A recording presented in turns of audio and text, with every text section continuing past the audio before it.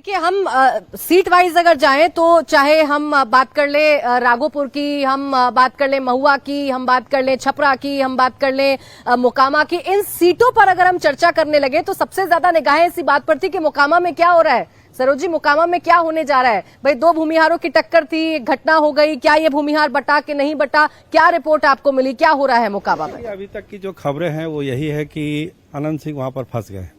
इसकी वजह सबसे बड़ी है कि जो दुलारचंद वाली जो घटना हुई है, उसके बाद जो धानुक वोटर है, जो कैंडिडेट हैं जनसुराज के पीयूष जी, वो वोट जो अनंत सिंह को जिताता था वो वोट कंप्लीट जो है जनसुराज को चला गया और यही सबसे कमजोर कड़ी उनकी हो गई।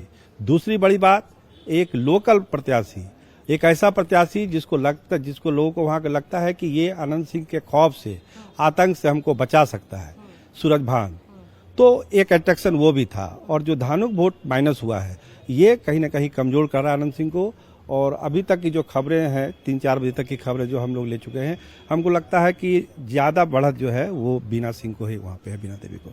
यानी आप कह रहे हैं कि सूरजभान की पत्नी को? जी, सूरजभान की पत्नी वहाँ पर बढ़ती हुई दिख रही है। ठीक है, बाकी सीटें बाढ़, गौड़ा बौराम, दानापुर, महुआ, सिवान, छपरा, दरभंगा ग्रामीण, ये वो तमाम सीटें हैं जिन पर आज मतदान हुआ है। और इन तमाम सीटों की अगर बात करें, छपरा की बात कर लें, हम रघुनाथपुर की बात कर लें, हम सिवान की बात कर लें, मोकामा की बात कर लें, रघुनाथपुर की बात, राघोपुर की बात, महुआ की बात, या यहाँ बांकीपुर और दानापुर की बात करें, यहाँ क्या लग रहा है आपको, कौन किस पर भारी नजर आ रहा है? नीतीश, देखिए, दानापुर की तरफ मैं बढ़ा था, वहां बड़ी लंबी कतारें थी और महिलाओं की कतारें भी काफी लंबी थी। दानापुर बहुत पहले एक ग्रामीण इलाका था, लेकिन हाल के दिनों में जब पटना शहर का विस्तार हुआ है तो वो दानापुर की तरफ बढ़ा है।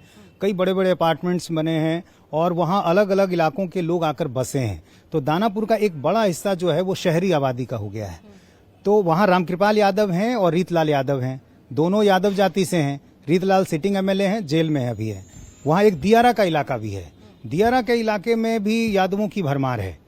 और जो शहरी इलाका और ग्रामीण इलाका है वहाँ भी यादव अच्छी खासी आबादी है उनकी।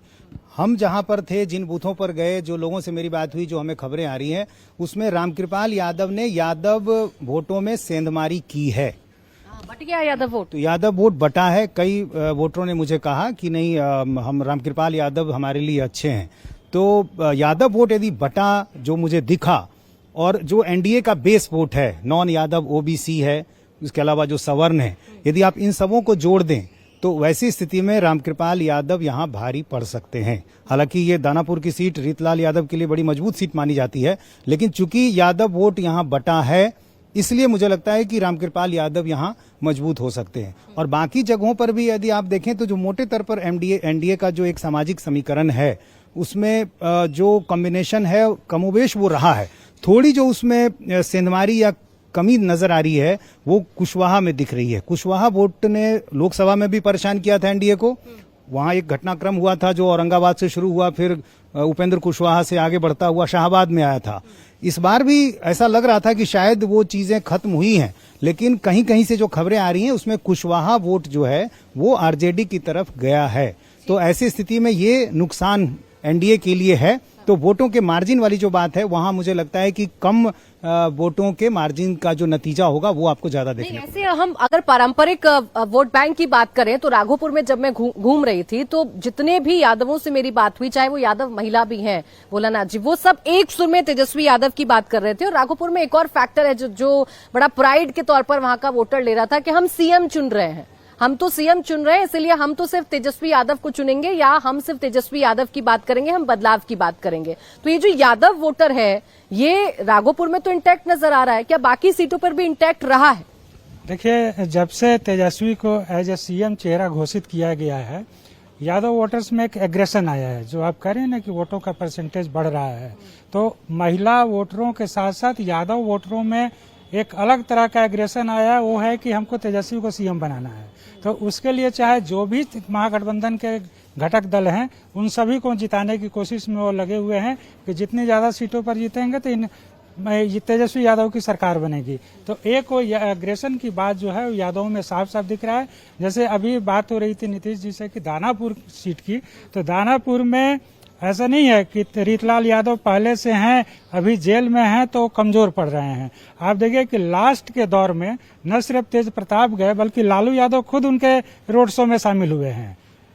2 दिन पहले लालू यादव उनके लिए रोड शो किए हैं, लंबा रोड शो किए हैं, करीब 14 किलोमीटर का रोड शो किए हैं।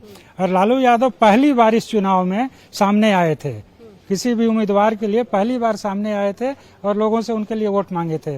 रीतलाल यादव और रामकृपाल यादव, ये ठीक है कि रामकृपाल यादव का चेहरा एक सॉफ्ट यादव की है, उसके हिसाब से रीतलाल यादव थोड़ा सा एक बाहुबली के रूप में वो चेहरा है, लेकिन अभी वो जेल में है तो वो फैक्टर उतना असरदार नहीं है। दूसरी बात है कि उनके घर के लोग, उनकी पत्नी और खास करके उनकी बेटी जो है इस चुनाव में बहुत तरह से काम किया है उन लोगों ने अपने पिता को जिताने के लिए, तो वो भी एक फैक्टर है। जैसे आप जो सीटों का नाम ले रही हैं, मोकामा और दूसरे सिवान, ये सब, तो इसमें ज्यादातर तो बाहुबलियों की ही सीटें हैं।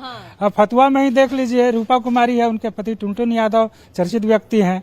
अभी आप अनंत सिंह की बात सरोज जी ने कहा है कि वहाँ पर जो बाहुबलियों की लड़ाई हो रही है उसमें किस तरह नुकसान बता रहे हैं मोकामा में, आपको लग रहा है? ऐसा है कि